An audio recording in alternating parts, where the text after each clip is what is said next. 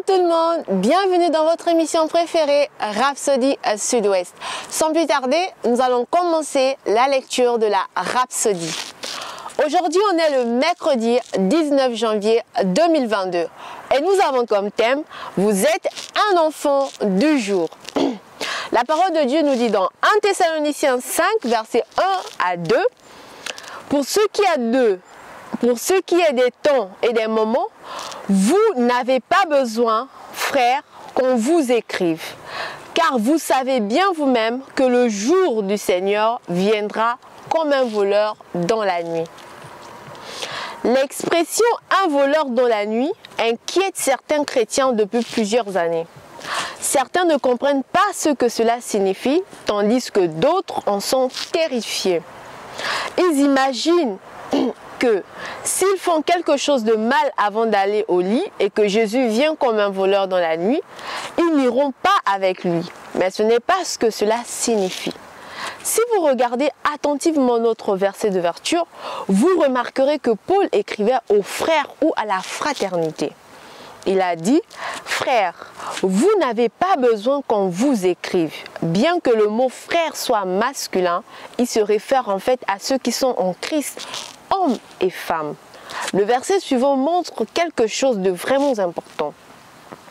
Car quand les hommes diront paix et sécurité, alors une ruine soudaine, comme les douleurs de l'enfantement, surprennent la femme enceinte et ils n'échapperont point. Dans 1 Thessaloniciens 5, verset 3. Cela ne faisait évidemment pas référence aux frères parce qu'il a dit « car quand les hommes diront ». Lorsqu'il fait référence aux frères, il dit « vous ». Les hommes dans 1 Thessaloniciens 5, verset 3 se réfèrent au monde, ceux qui ne sont pas encore en Christ. La Bible est décrite comme les enfants de colère, destinés à la colère de Dieu.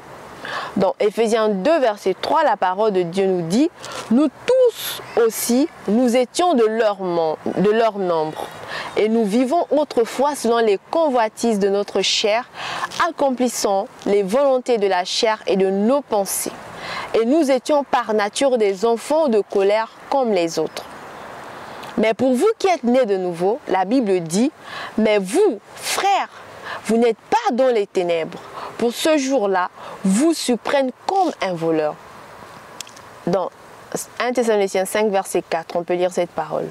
Chaque fois que le Seigneur Jésus a parlé de venir soudainement sur les gens, c'était en rapport avec le jugement. Et il ne faisait pas référence à l'Église. Dans Jean 5, verset 24, il dit « Je vous le dis en vérité, quiconque entend ma parole et croit à celui qui m'a envoyé a la vie éternelle et ne vient pas en jugement, mais il est passé de la mort à la vie. Vous êtes un enfant de la lumière et du jour. Vous n'êtes pas de la nuit ni des ténèbres. Servez le Seigneur avec joie dans l'attente de son prochain retour. Déclarez tout comme Jésus, il faut que je fasse, tandis qu'il est jour, les œuvres de celui qui m'a envoyé. La nuit vient où personne ne peut travailler. Pendant que je suis dans le monde, je suis la lumière du monde. Dans Jean 9, versets 4 à 5. Alléluia. Vous allez juste prendre la prière de confession avec moi. Je suis un enfant de la lumière et du jour. Je sers le Seigneur avec joie et dans l'attente de son retour prochain. Je marche dans sa lumière et dans sa justice, accomplissant sa volonté parfaite à la gloire de son nom.